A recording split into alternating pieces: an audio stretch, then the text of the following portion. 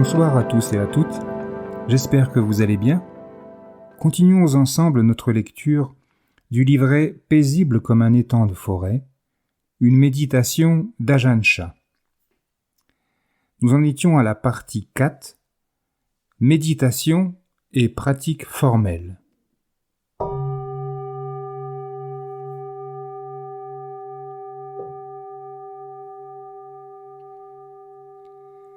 Conformément à sa façon particulière d'enseigner, les instructions de méditation d'Ajahn Chah sont simples et naturelles.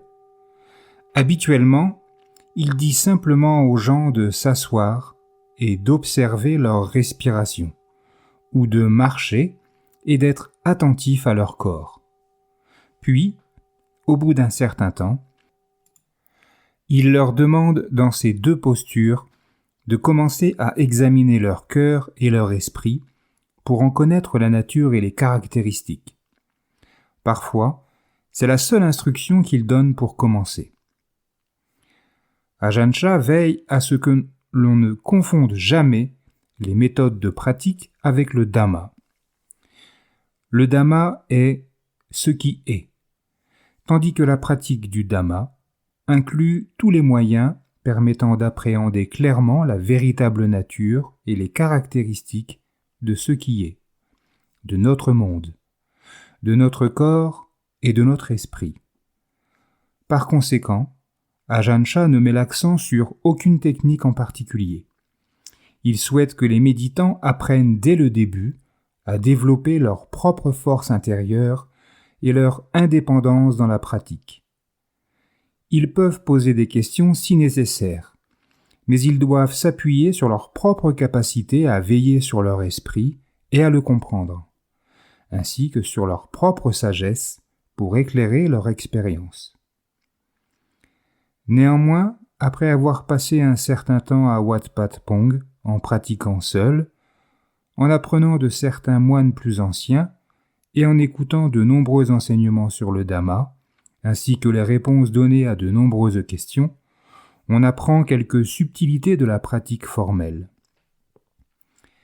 S'il le juge approprié, le maître enseigne aussi parfois à certains élèves toute une variété de méditations traditionnellement proposées dans la tradition de la forêt, comme la répétition du mantra Buddho, la méditation dans un cimetière, ou la contemplation des 32 parties du corps. Petit 9.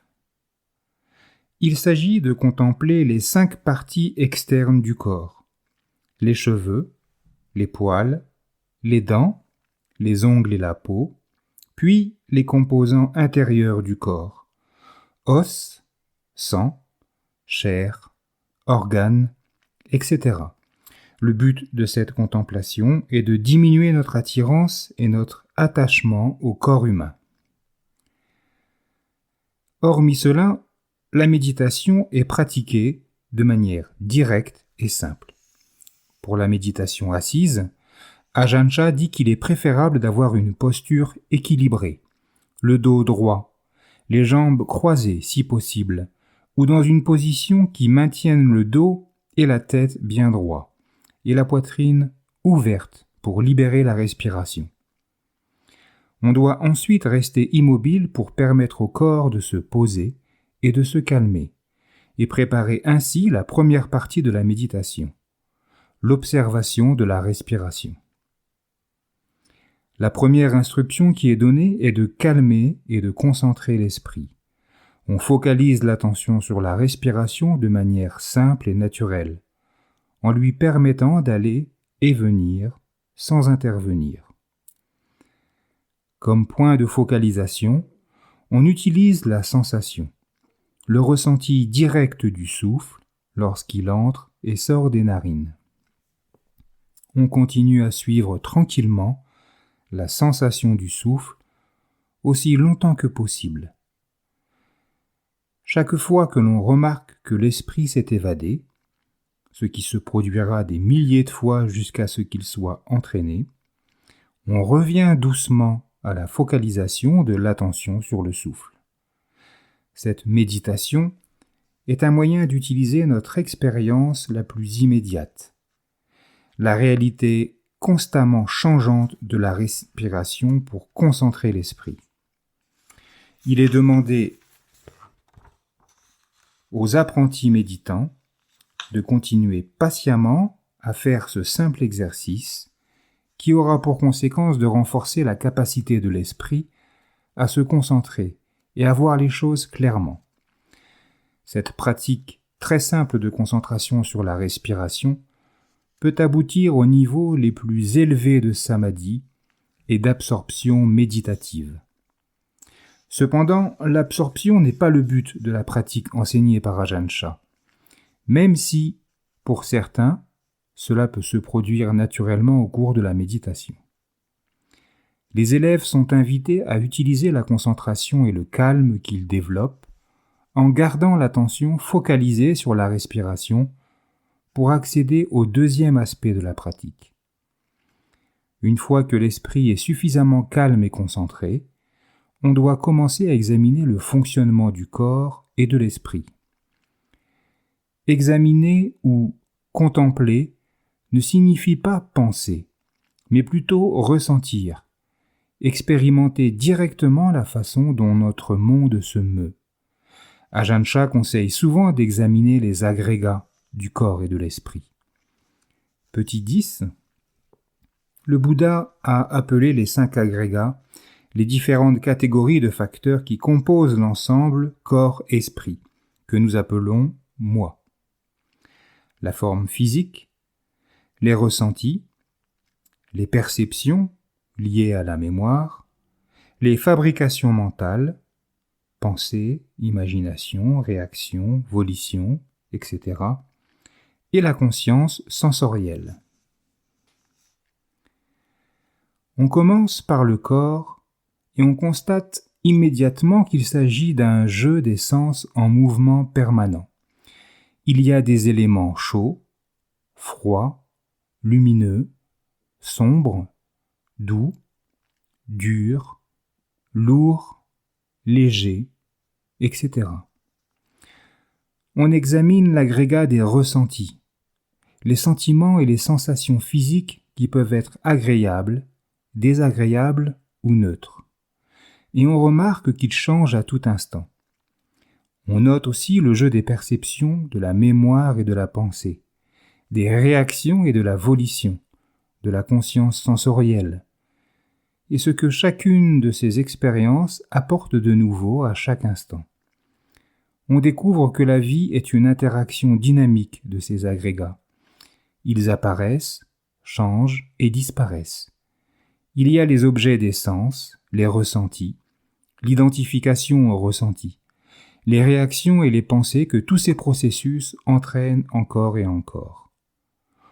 On est attentif au ressenti qui se produit lorsque survient le désir ou l'attente, et on reconnaît là les causes de la souffrance. On remarque le calme qui règne quand l'esprit n'est pas prisonnier du désir. Y a-t-il quoi que ce soit qui échappe au changement constant et à l'incertitude ? Quoi que ce soit qui procure une satisfaction durable ? Quoi que ce soit de personnel qui appartienne à un moi ? Où est le moi dans tout cela ? Examinez et vous verrez à quel point tout change. Il n'existe pas de moi fixe et définitif, seulement ces processus en mouvement. Apprendre à développer une vision profonde de ce dont nous faisons l'expérience et en voir les caractéristiques ne se limite pas à la méditation assise. Nous pouvons observer cela en marchant, pratiquer la méditation en allant et venant à un rythme naturel, pendant plusieurs heures si possible. Si nous apprenons à développer l'attention dans toutes les postures, nous comprendrons. Rien ne pourra nous échapper. C'est le cœur de la pratique. Dans de nombreux monastères, des entretiens quotidiens avec le maître font partie intégrante de la pratique. Mais ce n'est pas le cas à Wat Pat Pong. Bien qu'Ajahn Chah soit toujours disponible pour répondre aux questions, il ne propose pas d'entretien formel. Il estime qu'il est préférable d'apprendre à répondre à ses propres questions, de faire face aux doutes le voir apparaître dans l'esprit, puis disparaître.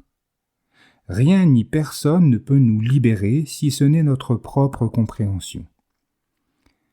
En apaisant le cœur et l'esprit, et en apprenant à observer les choses de près, nous constaterons que tout le Dhamma du Bouddha se révèle de lui-même à chaque instant. L'attention. Tout comme la vie animale est classée en deux groupes, les créatures de la terre et celles de la mer, les sujets de méditation peuvent être divisés en deux catégories: la concentration et la vision pénétrante. Les méditations de concentration sont celles que l'on utilise pour calmer l'esprit et le focaliser sur un point unique. La vision pénétrante est, d'une part, la perception de plus en plus claire de l'impermanence, de la souffrance et de l'impersonnalité de tous les phénomènes physiques et mentaux, et de l'autre, c'est le pont qui nous permet d'aller au-delà, sur l'autre rive. Peu importe ce que nous pensons de notre existence, notre travail ne consiste pas à essayer de la changer. Nous devons simplement en avoir conscience et laisser les choses être là où se trouve la souffrance. Elle se trouve également, toute seule, le moyen d'en sortir. En voyant ce qui naît, ce qui meurt et ce qui est sujet à la souffrance, le Bouddha a compris qu'il devait aussi y avoir quelque chose au-delà de la naissance et de la mort et exempt de souffrance. Les techniques de méditation contribuent toutes à développer l'attention. Le but est d'utiliser l'attention pour voir la vérité sous-jacente. Avec cette attention, nous observons tous les désirs, les attirances et les aversions, les plaisirs et les douleurs qui surgissent dans l'esprit. Réalisant qu'ils sont impermanents, source de souffrance et impersonnels, nous les lâchons. C'est ainsi que la sagesse remplace l'ignorance, que la connaissance remplace le doute. Pour ce qui est de choisir un objet de méditation, vous devez vous-même découvrir ce qui convient à votre tempérament. Quel que soit l'endroit où vous choisirez de porter votre attention, cette focalisation apportera de la sagesse à l'esprit.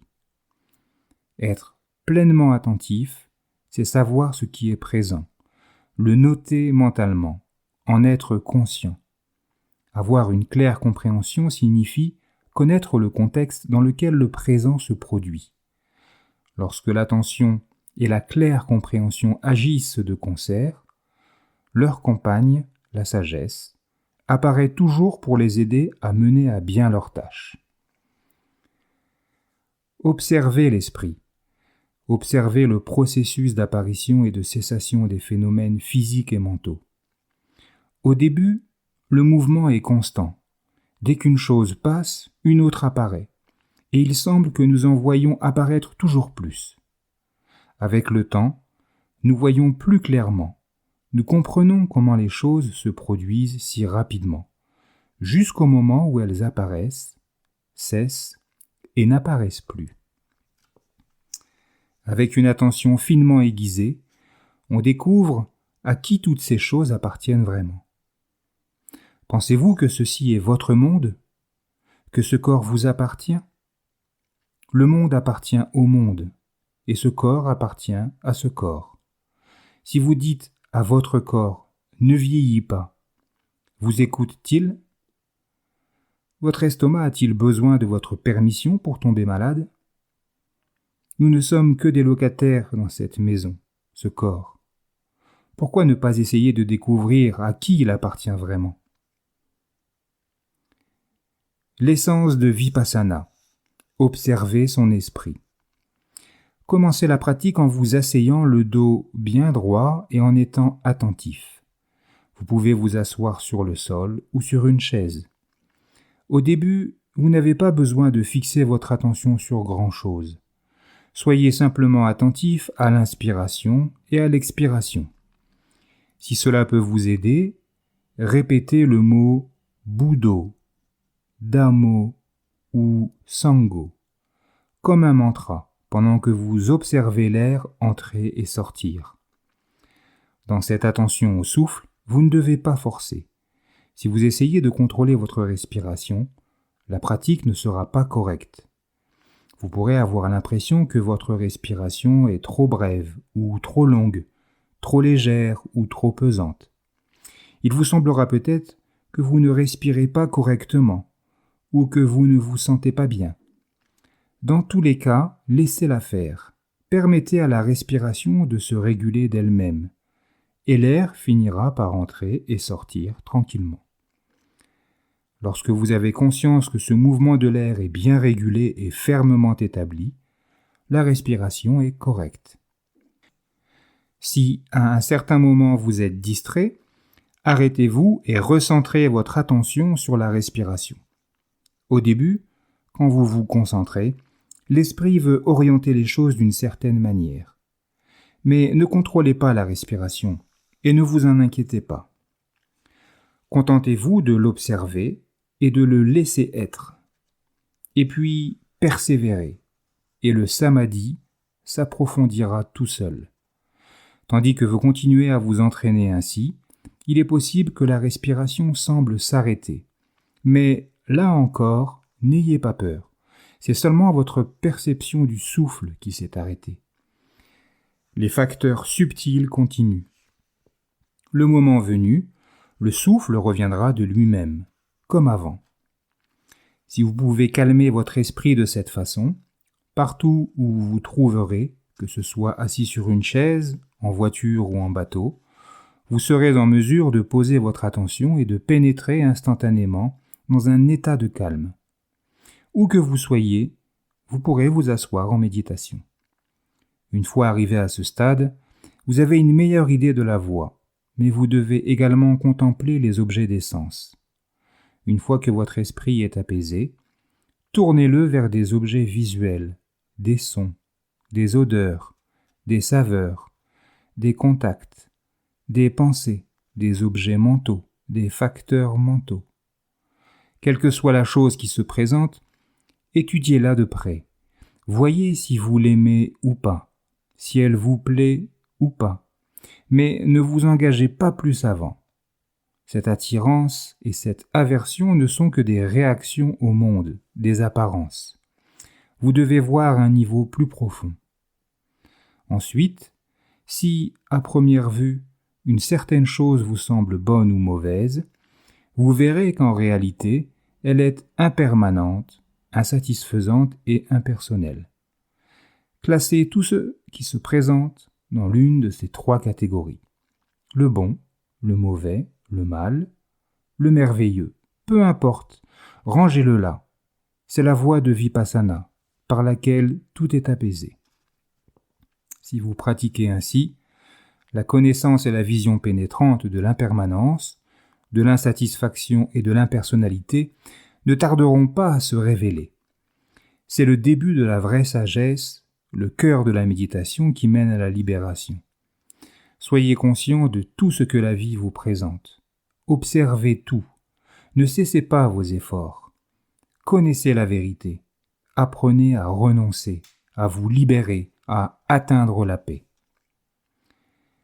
Lorsque vous êtes assis en méditation, il se peut que vous ayez des expériences particulières ou des visions, comme des lumières, des anges ou des Bouddhas. Lorsque vous voyez de telles choses, vous devez d'abord vous observer pour savoir dans quel état d'esprit vous êtes. N'oubliez pas le point fondamental, l'attention. Ne souhaitez pas avoir ou ne pas avoir de vision. Si vous courez après de telles expériences, vous risquez de finir par vous mettre à balbutier, comme un insensé, parce que votre esprit aura perdu sa stabilité. Quand de telles choses se produisent, contemplez-les. Après les avoir bien observées, ne vous laissez plus abuser par elles. Vous devez considérer qu'elles ne sont pas ce que vous êtes, qu'elles aussi sont impermanentes, insatisfaisantes et impersonnelles. Bien qu'elles se soient produites, ne les prenez pas au sérieux. Si elles ne partent pas, recentrez votre attention. Focalisez-la sur la respiration et prenez au moins 3 longues inspirations et expirations. Laissez ensuite la respiration reprendre son rythme naturel. Quoi qu'il arrive, continuez à recentrer votre attention aussi souvent que nécessaire. Ne vous identifiez à rien de ce qui se passe. Ce ne sont que des visions ou des fabrications de l'esprit, des ressentis qui vous font réagir par l'attirance, la saisie ou la peur. Lorsque vous voyez cela se produire, ne vous impliquez pas. Toutes les expériences et les visions inhabituelles ont une certaine valeur pour ceux qui sont sages, mais peuvent faire du mal à ceux qui ne le sont pas. Continuez à pratiquer jusqu'à ce que ces expériences ne vous perturbent plus. Si vous pouvez faire confiance à votre esprit de cette manière, il n'y a pas de problème. S'il veut se réjouir, sachez simplement que cette joie est incertaine, éphémère. Ne craignez pas les visions ou autres expériences qui peuvent survenir dans la pratique. Apprenez simplement à travailler avec elles. De cette façon, les pollutions mentales peuvent servir à entraîner l'esprit, et vous en venez à connaître l'état naturel de l'esprit, libre des extrêmes, clair, sans attache. Je vois l'esprit comme un point unique, le centre de l'univers, et les états mentaux comme des visiteurs qui viennent y séjourner pour des périodes plus ou moins longues. Apprenez à bien connaître ces visiteurs. Familiarisez-vous avec les images saisissantes qu'ils peignent, les histoires séduisantes qu'ils racontent pour vous inciter à les suivre. Mais n'abandonnez pas votre siège. C'est le seul qui soit présent. Si vous l'occupez sans interruption, que vous saluez chaque invité quand il passe, fermement établi dans une présence consciente, transformant votre esprit en ce qui sait, ce qui est éveillé, les visiteurs finiront par ne plus revenir. Si vous leur accordez une réelle attention, combien de fois ces visiteurs peuvent-ils revenir ? Parlez avec eux quand ils se présentent et vous les connaîtrez tous très bien. Alors, votre esprit sera enfin en paix. La méditation en marche. Travaillez chaque jour la méditation marchée. Pour commencer, croisez les mains devant vous et maintenez juste assez de tension pour obliger l'esprit à être attentif. Marchez à une allure normale, d'un bout à l'autre du sentier. Petit 11. Le sentier de méditation est large d'environ 1 mètre et long de 15 à 20 mètres. Le méditant le parcourt de long en large en marquant une pause avant de faire demi-tour et une autre pause avant de repartir dans l'autre sens. Pour commencer, croisez les mains devant vous et maintenez juste assez de tension pour obliger l'esprit à être attentif. Marchez à une allure normale d'un bout à l'autre du sentier, en ayant une claire conscience de chacun de vos pas. Arrêtez-vous au bout du sentier et faites demi-tour. Si votre esprit vagabonde, arrêtez-vous où vous êtes et ramenez-le à la conscience de l'instant présent. Si le mental continue à vagabonder, fixez l'attention sur votre respiration. Continuez à ramener l'attention à l'instant présent aussi souvent que nécessaire. Lorsque la présence attentive est développée ainsi, elle devient utile à tout moment. Cessez la pratique marchée lorsque vous êtes fatigué physiquement, mais pas dès que vous ressentez le besoin de passer à autre chose. Sachez d'abord pourquoi vous voulez changer de posture. Est-ce à cause d'une fatigue physique, de l'agitation mentale ou par paresse? Remarquez si le corps souffre. Apprenez à regarder ouvertement et attentivement. L'effort dans la pratique se réfère à l'esprit, pas au corps. Cela signifie être constamment conscient de ce qui se passe dans l'esprit, sans suivre ses préférences dès qu'une opportunité se présente. Méditer toute la nuit, assis ou en marchant, n'est pas en soi un effort énergique si on n'a pas cette présence consciente. Lorsque vous marchez d'un point à l'autre, posez les yeux à environ 2 mètres devant vous et accordez toute votre attention aux sensations réelles du corps, ou bien répétez le mantra Buddho. N'ayez pas peur de ce qui peut surgir dans l'esprit.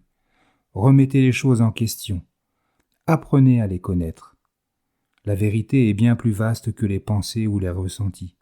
Alors ne croyez pas à la réalité de ce qui se présente à l'esprit. Ne vous laissez pas prendre. Voyez tout le processus apparaître et disparaître. Cette compréhension donne lieu à la sagesse. Lorsque la vision profonde apparaît, nous devons le savoir instantanément, comme une ampoule et sa lumière. Si vous n'êtes pas vigilant, les obstacles vont s'accrocher à l'esprit. Petit 12.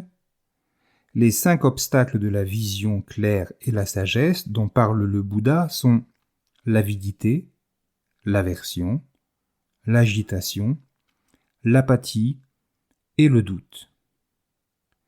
Si vous n'êtes pas vigilant, les obstacles vont s'accrocher à l'esprit. Seule la concentration peut les couper net. Tout comme la présence d'un voleur empêche que nous négligions nos biens, la conscience de la présence des obstacles doit nous empêcher d'être négligents dans notre concentration. Qui est malade? À la fin du printemps 1979, Ajahn Chah s'est rendu aux États-Unis. Il a notamment enseigné pendant 10 jours à l'Inside Meditation Center de Barre, dans le Massachusetts. Tous les après-midi, il sortait dans les jardins et, en voyant les étudiants marcher lentement en méditation sur la pelouse, il avait le sentiment que le lieu ressemblait à un hôpital psychiatrique pour les maladies mentales du monde. Il se promenait parmi eux et les interpellait en disant « Bon rétablissement, j'espère que vous allez guérir très vite. » Comme les gens réagissent tous différemment, nous devons choisir des pratiques qui nous conviennent. Les pratiques corporelles sont particulièrement adaptées aux personnes trop passionnées ou aux moines de la forêt.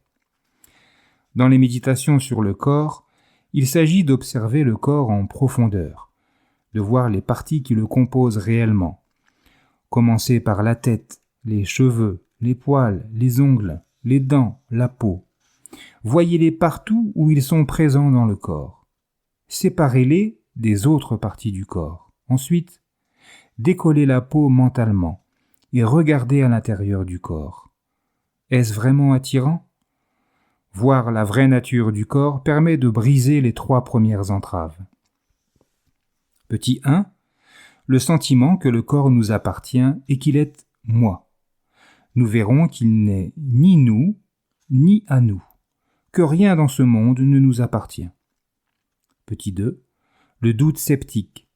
Connaître les choses telles qu'elles sont, mais fin au doute. Petit 3. L'attachement à une voie fondée sur des rites et des rituels. Quand nous doutons encore, nous pouvons penser « peut-être que cette façon de faire n'est pas si juste finalement ». Mais une fois que nous voyons clairement ce qu'est le corps, qu'il est comme toute chose, impermanent, insatisfaisant et vide de moi, cette incertitude est éclaircie. Lorsque vous méditez sur le corps, vous n'avez pas besoin de contempler toutes ces 32 parties. Si vous vous concentrez sur l'une et la voyez telle qu'elle est, impermanente, insatisfaisante, impersonnelle et sans attrait, vous verrez que votre corps et le corps des autres sont ainsi.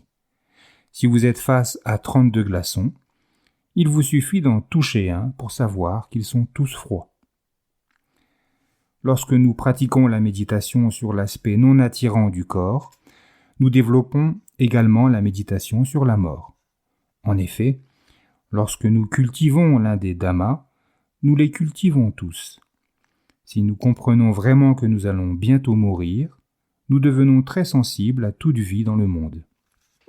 Nous allons naturellement éviter les actes répréhensibles et nous souhaiterons passer nos journées avec sagesse, en ressentant un lien commun avec tous les êtres. Mieux connaître la concentration.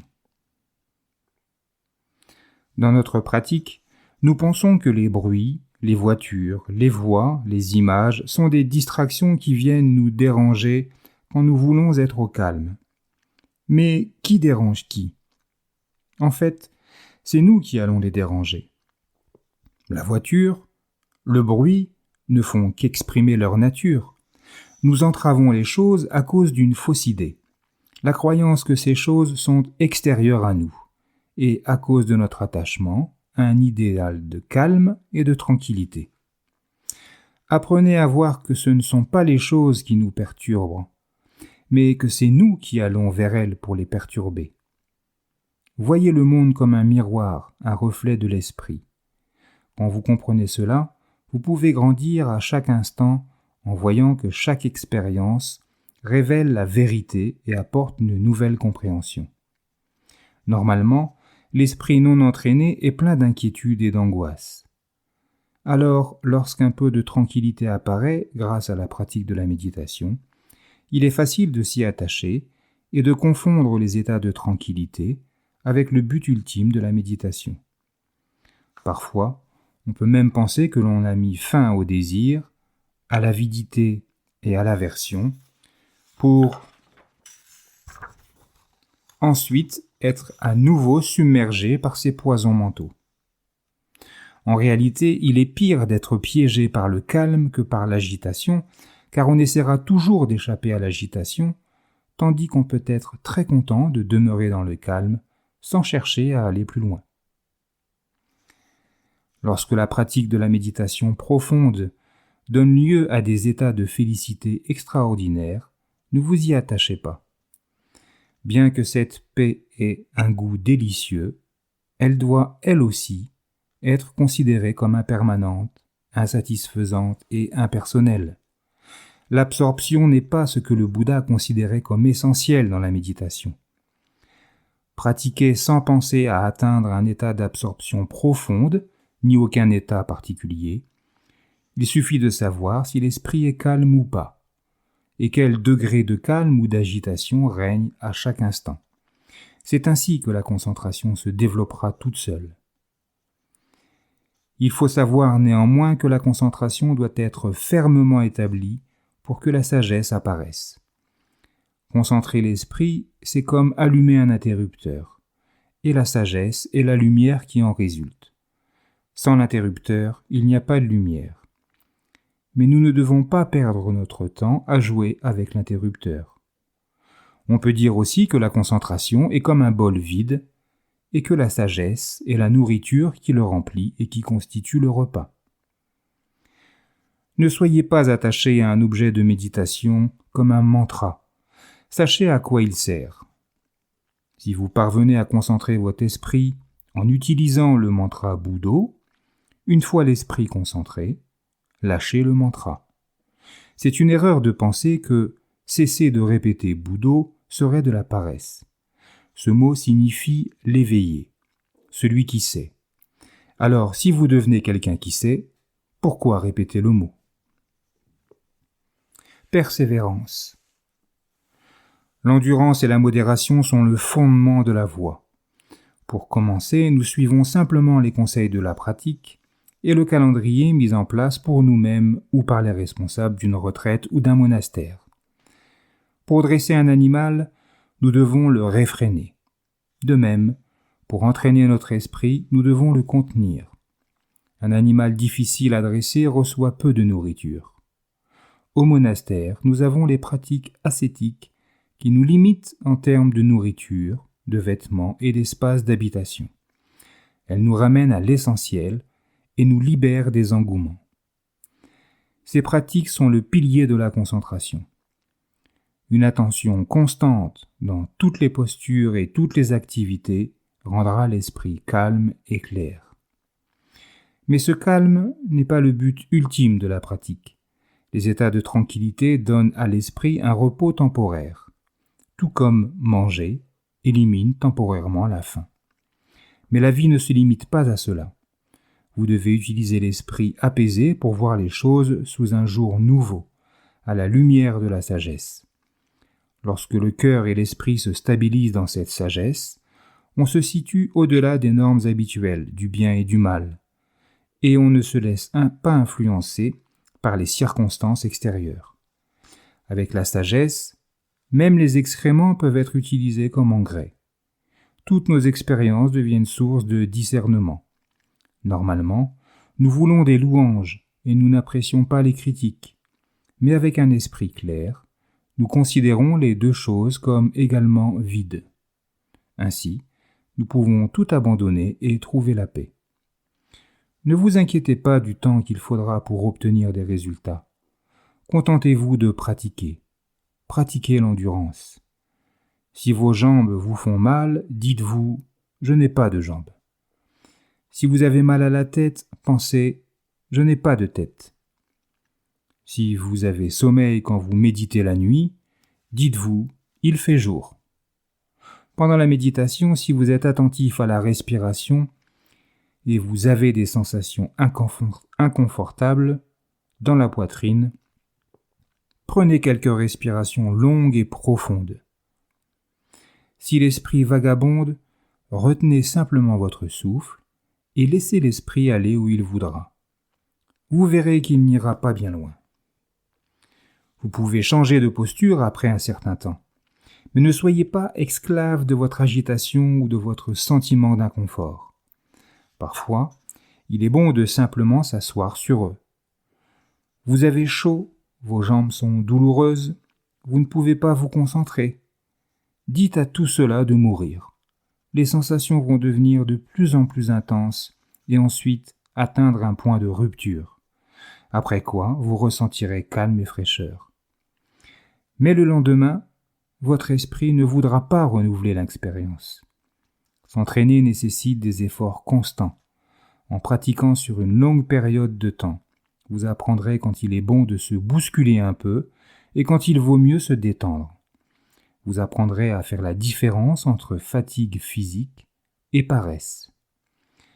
Ne vous inquiétez pas de l'éveil. Lorsque vous cultivez un arbre, vous le plantez, l'arrosez, le fertilisez, éloignez les insectes et, si cela est fait correctement, l'arbre poussera naturellement. Cependant, vous n'avez aucun contrôle sur la rapidité de sa croissance. Au début, l'endurance et la persévérance sont nécessaires. Mais après un certain temps, la foi et la certitude apparaissent. À ce moment-là, on voit par soi-même la valeur de la pratique et on souhaite pratiquer. On n'a plus envie de sortir, de voir des gens, et on se retire volontiers dans un endroit calme. On cherche à avoir plus de temps pour pratiquer et pour mieux se connaître. Commencez simplement la pratique avec les étapes fondamentales, en étant honnête et sain, et en étant conscient de tout ce que vous faites. Le reste suivra naturellement. 7 jours pour atteindre l'éveil. Ajahn Chah racontait comment le Bouddha avait encouragé ses moines en déclarant que ceux qui pratiquaient avec diligence atteindraient certainement l'éveil en 7 jours, ou sinon en 7 mois ou en 7 ans. En entendant cela, un jeune moine américain a demandé si cela était toujours vrai. Ajahn Chah a promis au jeune moine que, s'il était attentif sans interruption pendant seulement 7 jours, il serait éveillé. Le jeune moine commença ces 7 jours avec enthousiasme, pour s'apercevoir, à peine 10 minutes plus tard, que son esprit était déjà distrait. Bien recentré, il recommença ces 7 jours, et se perdit une fois de plus dans des pensées. Peut-être à propos de ce qu'il ferait après son éveil. Il recommença ces 7 jours encore et encore, sans jamais pouvoir maintenir la continuité de son attention. Une semaine plus tard, il n'était pas éveillé, mais il était devenu très conscient de ses pensées récurrentes et de son esprit vagabond, ce qui était finalement une excellente manière de commencer la pratique sur le chemin du véritable éveil. Il ne faut pas attendre trop vite des résultats. Une personne dotée de foi et de confiance aura assez de détermination pour persévérer. De même qu'un marchand qui veut vendre ses produits sur le marché ne cesse de crier « Qui veut du savon ? Qui veut des paniers ? Ici des crayons à vendre !» Apprendre à psalmodier. L'un des principaux aspects de l'entraînement que proposait Ajahn Chah consistait à aider les méditants à apprendre à effectuer leurs tâches tout en gardant un esprit posé et sans attachement. Un psychiatre occidental qui s'était fait ordonner moine a dû apprendre cette leçon. Il avait demandé la permission de rester à Wat Pat Pong pendant les 3 mois de la retraite des pluies, afin de vraiment pratiquer la méditation sous la direction d'un maître. Quelques jours plus tard, quand Ajahn Chah annonça aux moines assemblés que psalmodier les enseignements du Bouddha de 15h30 à 16h40 et de 17h à 18h était une obligation pour tous pendant la retraite des pluies, ce moine leva la main et commença à argumenter haut et fort qu'il était venu pour méditer, pas pour perdre son temps à chanter. Une telle confrontation, à l'occidental, avec un maître et en public, fut un choc pour la plupart des autres moines. Quant à Ajahn Chah, il expliqua calmement que la vraie méditation consiste à avoir une certaine attitude et une totale attention dans toutes les activités, pas seulement à rechercher le silence dans une cabane de la forêt. Il insista sur le fait que le psychiatre devait être présent à toutes les séances de récitation pendant toute la retraite s'il souhaitait rester à Wat Pat Pong. L'homme est resté et il a appris à psalmodier magnifiquement. Oubliez le temps. Nous avons tendance à compliquer les choses. Par exemple, lorsque nous nous asseyons en méditation, nous prenons une détermination. Je vais vraiment y arriver cette fois-ci. Mais ce n'est pas la bonne attitude. Vous n'arriverez à rien de cette manière. Au début, il est assez normal de se comporter ainsi. Je me souviens que parfois, le soir, quand je commençais la méditation, je me disais « Bon, je ne quitterai pas cette posture avant 1h du matin au plus tôt. » Mais mon esprit ne tardait pas à se débattre et à se rebeller, et je finissais par avoir l'impression que j'allais mourir. À quoi cela rime-t-il ? Après avoir pris une posture assise correcte, il est inutile de mesurer le temps ou de vous contraindre. Il n'y a pas d'objectif, pas de but à atteindre. Que vous méditiez jusqu'à 19h, 20h ou 21h, peu importe. Restez assis sans vous préoccuper de quoi que ce soit. Ne vous forcez pas. Ne soyez pas compulsif. Ne commandez pas à votre esprit de faire absolument certaines choses, car cette exigence rendra les choses d'autant moins sûres. Laissez votre esprit se détendre. Laissez votre souffle être régulier, normal, ni court, ni long, ni rien de particulier. Que votre corps soit détendu. Pratiquez avec assiduité et en continu. Le désir vous demandera. Jusqu'à quelle heure allons-nous rester assis là ? Combien de temps allons-nous méditer ? Répondez-lui fermement. Ne m'embête pas. Continuez à le faire taire, car il s'agit en réalité d'un poison mental venu vous déranger. Dites simplement, si je veux arrêter tôt ou tard, il n'y a pas de mal à cela. Si je veux rester assis toute la nuit, qui en souffrira ? Pourquoi viens-tu me déranger ? Tranchez le désir et restez assis autant que vous le voudrez. Laissez votre esprit en paix et vous serez calme, libéré du pouvoir de la saisie. Certains pratiquants s'assoient devant un bâtonnet d'encens allumé et s'engagent à rester en méditation jusqu'à ce qu'ils aient fini de brûler. Ensuite, ils jettent un coup d'œil de temps en temps pour voir jusqu'où il a brûlé. Constamment préoccupés par le temps, c'est fini ou pas, se demandent-ils. Ou bien, ils se promettent d'aller jusqu'au bout ou de mourir, puis se sentent terriblement coupables lorsqu'ils s'arrêtent à peine 1 heure plus tard. Ces personnes sont esclaves du désir. Ne faites pas attention à l'heure. Maintenez simplement votre pratique à un rythme régulier et laissez-la avancer progressivement. Inutile de prendre des vœux qui vous engagent. Continuez à faire l'effort de vous entraîner. Pratiquez tranquillement et laissez l'esprit se calmer de lui-même. Vous finirez par constater que vous pouvez rester assis longtemps, tout à votre aise, et vous vous entraînerez correctement. Quant aux douleurs dans les jambes, vous verrez qu'elles disparaîtront d'elles-mêmes. Restez focalisé sur votre contemplation. Si vous pratiquez ainsi, un changement va se produire en vous. Quand vous irez vous coucher, vous serez capable de poser votre esprit dans le calme et de dormir. Peut-être qu'avant vous ronfliez, vous parliez dans votre sommeil, vous grinciez des dents, ou vous ne cessiez de vous tourner et vous retourner. Une fois votre esprit entraîné, tout cela disparaîtra.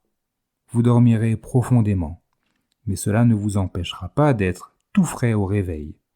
Le corps se reposera, mais l'esprit sera éveillé jour et nuit. C'est Buddho, ce qui sait, qui est éveillé, heureux et lumineux. Celui-là ne dort pas, ne se sent pas somnolent.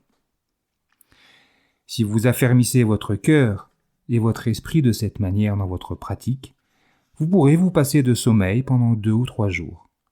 Quand vous aurez sommeil, vous entrerez en samadhi pendant 5 ou 10 minutes, et vous en sortirez reposé, comme si vous aviez dormi toute la nuit. À ce stade, vous n'aurez pas besoin de vous préoccuper de votre corps, même si avec compassion et compréhension, vous continuerez à tenir compte de ses besoins. Quelques astuces. Pendant la pratique de la vision pénétrante, il arrive qu'apparaissent toutes sortes d'images ou de visions. On voit une forme attrayante, on entend un son émouvant, tout cela doit être également observé. Ces visions vipassana peuvent avoir encore plus d'énergie que celles résultant d'une simple concentration. Tout ce qui apparaît doit être observé. Quelqu'un m'a demandé récemment, quand on médite et que toutes sortes de choses se présentent à l'esprit, doit-on les étudier ou seulement être conscient qu'elles vont et viennent? Si vous voyez passer quelqu'un que vous ne connaissez pas, vous vous demandez peut-être « Qui est-ce? Où va-t-il? Qu'est-ce qu'il va faire ?» Mais si vous connaissez la personne, il suffit de remarquer qu'elle passe. Dans la pratique, le désir peut être un ami ou un ennemi. Au début, il nous pousse à venir pratiquer. Nous voulons changer les choses, comprendre, mettre fin à la souffrance. Mais désirer toujours quelque chose qui ne s'est pas encore manifesté, vouloir que les choses soient autres que ce qu'elles sont, va créer davantage de souffrance. Quelqu'un a demandé « Devrions-nous simplement manger quand nous avons faim et dormir quand nous sommes fatigués, comme le suggèrent les maîtres zen, ou devrions-nous parfois essayer d'aller à contre-courant de ces désirs? Et si oui, jusqu'à quel point ?» Bien sûr qu'il faut essayer, mais nul ne peut dire jusqu'à quel point. Chacun doit apprendre à écouter la réponse à l'intérieur. Au début de la pratique, nous sommes comme des enfants qui apprennent à écrire l'alphabet. Les lettres sortent penchées et peu soignées, maintes et maintes fois. La seule chose à faire est de continuer. Et si nous ne menons pas notre vie de cette façon, qu'y a-t-il de mieux à faire? Une bonne pratique consiste à vous demander très sincèrement « Pourquoi suis-je né ?» Posez-vous cette question 3 fois par jour, matin, midi et soir. Posez-vous-la tous les jours. Le Bouddha a dit à son disciple Ananda de voir l'impermanence et de voir la mort à chaque respiration. Nous devons connaître la mort. Nous devons mourir pour vraiment vivre. Qu'est-ce que cela signifie? Mourir, c'est mettre fin à tous les doutes, à toutes les questions, et être simplement présent à la réalité de l'instant. On ne meurt jamais demain. On meurt forcément dans le maintenant. En êtes-vous capable? À quelle tranquillité, quelle paix quand il n'y a plus de questions? Le véritable effort relève de l'esprit, pas du corps. Les différentes méthodes de concentration sont comme des moyens de gagner sa vie. Le plus important est de vous nourrir et non la manière dont vous parvenez à vous procurer de la nourriture. En fait, lorsque l'esprit est libéré des désirs, la concentration se produit naturellement, peu importe l'activité dans laquelle vous êtes engagé. Les drogues peuvent donner lieu à des expériences significatives. Mais celui qui prend la drogue n'a pas créé les causes ayant produit ces effets. Il a seulement modifié la nature pendant un moment. C'est comme injecter des hormones à un singe pour le faire bondir dans un cocotier et ramasser les fruits qu'il fera tomber. De telles expériences sont peut-être réelles, mais elles ne sont pas bonnes. On pourrait dire aussi qu'elles sont bonnes, mais pas réelles. Par contre, le Dhamma est toujours à la fois bon et réel. Parfois, nous voulons forcer l'esprit à rester silencieux, et cet effort l'agite encore plus. Ensuite, nous arrêtons d'insister et une certaine concentration apparaît. Mais dans cet état de calme et de tranquillité, nous commençons à nous demander « Qu'y a-t-il ? Que va-t-il se passer maintenant ?» Et nous voilà agités de nouveau. La veille du premier concile, l'un des disciples du Bouddha alla dire à Ananda « Demain, le Sangha va tenir un concile et nous avons besoin de ta présence. Mais toutes les personnes de l'assistance doivent être pleinement éveillées. » Comme à ce moment-là, Ananda n'était pas encore pleinement éveillé, il prit la résolution de pratiquer intensément toute la nuit pour atteindre l'éveil ultime. Mais il ne réussit qu'à s'épuiser, et malgré tous ses efforts, il n'avançait absolument pas. Alors, il décida de lâcher prise et de se reposer un peu. Dès que sa tête toucha l'oreiller, il fut parfaitement éveillé. Au bout du compte, nous devons apprendre à abandonner absolument tous les désirs, y compris le désir d'éveil. Alors seulement pourrons-nous être libres. Tout observer. Au fur et à mesure que vous avancez dans la pratique, vous devez être prêt à examiner soigneusement chaque expérience, chaque porte des sens. Utilisez par exemple un objet sensoriel, tel qu'un son. Écoutez-le attentivement et vous constaterez que le fait d'entendre est une chose, tandis que le son en est une autre. Et vous êtes conscient de ce son. Un point, c'est tout. Il n'y a rien d'autre. Pas de personne qui entend. Apprenez à être très attentif. Appuyez-vous sur la nature de cette façon. Observez attentivement et vous trouverez la vérité. Vous verrez comment les choses se séparent. Lorsque l'esprit ne se saisit pas des choses, qu'il ne leur porte pas un intérêt exagéré, qu'il ne se laisse pas piéger, tout s'éclaircit. Lorsque l'oreille perçoit un son, observez comment l'esprit réagit. Se fait-il happer et fabrique-t-il une histoire à partir de ce son ? Est-il perturbé ? Vous pouvez le savoir. Restez présent et parfaitement conscient. Il vous arrivera peut-être de vouloir échapper au son, mais ce n'est pas la solution. Vous devez vous échapper en étant conscient. Parfois, nous aimons le Dhamma, parfois non, mais le problème n'est jamais celui du Dhamma. Nous ne pouvons pas espérer trouver la paix dès le début de la pratique. Nous devons laisser le mental penser, le laisser agir comme il veut, et simplement l'observer, fonctionner, sans réagir. Ensuite, lorsque les objets extérieurs entrent en contact avec les sens, nous devons pratiquer l'équanimité. Considérer toutes les impressions sensorielles avec la même tranquillité, les voir apparaître et disparaître, et maintenir l'esprit dans l'instant présent. Ne pensez pas à ce qui est passé. Ne vous dites pas « je vais m'en occuper demain ». Si nous voyons les réelles caractéristiques des choses dans l'instant présent, à chaque moment, nous constaterons que tout est Dhamma, et que le Dhamma se révèle à nous à tout instant.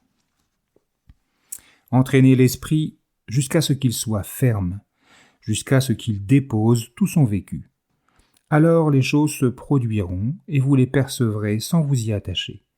Vous n'êtes pas obligé de séparer absolument l'esprit des objets sensoriels, car, quand vous pratiquez, ils se séparent d'eux-mêmes, révélant ainsi les simples éléments du corps et de l'esprit. En prenant de plus en plus conscience de la réelle nature des images, des sons, des odeurs et des saveurs, vous verrez ce qu'ils ont en commun. Ils sont tous impermanents, insatisfaisants et vides de moi. Chaque fois que vous entendez un son, il pénètre dans votre esprit avec ces 3 caractéristiques. Ainsi, l'avoir entendu revient au même que ne pas l'avoir entendu. L'attention est constamment avec vous et protège votre cœur et votre esprit. Si l'esprit peut atteindre cet état, où que vous alliez, la compréhension grandira en vous. C'est ce qu'on appelle l'investigation des phénomènes, l'un des 7 facteurs d'éveil. Cette investigation tourne et retourne les objets mentaux. Elle converse avec elle-même, résout les choses et se détache des ressentis, des perceptions, des pensées et de la conscience. Rien ne peut s'en approcher. Elle a son propre travail à faire. Cette présence attentive est un aspect automatique de l'esprit qui existe déjà et que vous découvrez lorsque vous vous entraînez dès les premiers stades de la pratique. Quoi que vous voyiez, quoi que vous fassiez, observez tout. Ne mettez pas la méditation de côté pour vous reposer.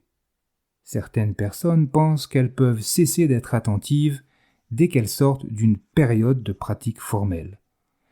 Ayant arrêté la pratique formelle, elles oublient d'être attentives à ce qui se présente. N'agissez pas ainsi. Quoi que vous voyez, observez-le attentivement. Si vous voyez des personnes bonnes ou mauvaises, des personnes riches ou pauvres, observez.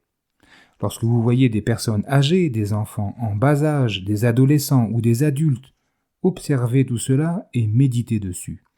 Tel est le cœur de notre pratique. En contemplant ainsi pour comprendre le Dhamma, vous devez voir les caractéristiques des choses, les causes et les effets, la façon dont vous parviennent les objets des sens, grands et petits, blancs et noirs, bons et mauvais. Si des pensées vous viennent, considérez-les simplement comme des pensées. Tout cela est impermanent, insatisfaisant et impersonnel. Alors ne vous en saisissez pas. L'attention vous permet de tout jeter et enterrer ici même. Et en voyant l'impermanence et la non-substantialité de toute chose, vous pouvez mettre fin à la souffrance. Alors continuez à observer et à examiner cette vie. Remarquez ce qui se passe quand quelque chose de bien vous arrive. Êtes-vous content ? Vous devriez contempler cette satisfaction. Peut-être allez-vous utiliser un certain objet pendant quelque temps, et puis vous vous en lasserez, vous l'offrirez à quelqu'un, ou vous essaierez de le revendre. Et si personne n'en veut, vous envisagerez même de le jeter. Pourquoi agissons-nous ainsi ? Notre vie est incertaine, constamment sujette au changement. Il est important que vous voyiez ce qui la caractérise, vraiment. Une fois que vous aurez compris une seule de ces situations, vous les comprendrez toutes. Elles sont toutes de même nature. Peut-être y a-t-il des images ou des sons particuliers que vous n'aimez pas. Notez-les, et il se peut que plus tard vous les aimiez. Vous pourriez prendre plaisir à ce qui vous déplaisait autrefois. De telles choses arrivent. Lorsque vous réaliserez clairement que toutes ces choses sont impermanentes, insatisfaisantes et impersonnelles, vous les abandonnerez toutes et vous ne vous y attacherez plus jamais. Quand vous constaterez que toutes les choses qui vous arrivent sont identiques, vous ne verrez plus que le Dhamma. Une fois que vous serez entré dans ce courant et que vous aurez goûté à la libération, vous ne ferez pas demi-tour. Vous serez arrivé au-delà des mauvaises actions et de la mauvaise compréhension. Le cœur et l'esprit auront changé de cap. Ils seront entrés dans le courant et ils ne pourront plus retomber dans la souffrance. Comment pourraient-ils tomber ? Ils ont abandonné toute négativité parce qu'ils en voient le danger et ils sont incapables de faire du mal en parole ou en action. Ils ont pénétré complètement dans la voie. Ils connaissent leurs devoirs, savent ce qu'ils ont à faire, ils connaissent le chemin et leur propre nature. Ils abandonnent ce qui doit être abandonné et continuent à le faire sans hésiter. Tout ce que j'ai dit à présent ne sont que des mots. Quand les gens viennent me voir, je dois bien leur dire quelque chose. Mais il vaut mieux ne pas trop parler de ces questions. Mieux vaut commencer la pratique sans délai. Je suis comme un bon ami qui vous invite à aller quelque part. N'hésitez pas, mettez-vous en route. Vous ne le regretterez pas. Les feuilles tomberont toujours. Tous les jours ou tous les 2 jours, les terrains découverts et les allées du monastère doivent être débarrassés des feuilles qui tombent en toute saison en Asie. Pour les grands espaces ouverts, les moines font équipe et, avec un balai en bambou à longue manche, ils soulèvent une véritable tempête de poussière en balayant toutes les feuilles sur leur chemin. Le balayage est tellement satisfaisant. Pendant tout ce temps, la forêt continue de donner ses enseignements. Les feuilles tombent, les moines balayent, et pourtant, même si le balayage se poursuit et que la fin d'un long chemin est nettoyée, si les moines regardent derrière eux, ils verront que de nouvelles feuilles commencent déjà à recouvrir leur travail à l'autre bout du chemin. Notre vie ressemble au souffle, à la croissance et à la chute des feuilles, explique Ajahn Chah. Quand nous comprenons vraiment le sens de la chute des feuilles, nous pouvons balayer les allées tous les jours et connaître un grand bonheur dans notre vie, sur cette terre, en perpétuel changement. Voici donc la fin de cette lecture pour aujourd'hui. Nous continuerons par la partie 5, les leçons de la forêt. Dans l'immédiat, je vous souhaite une belle journée, de belles méditations et je vous dis à bientôt.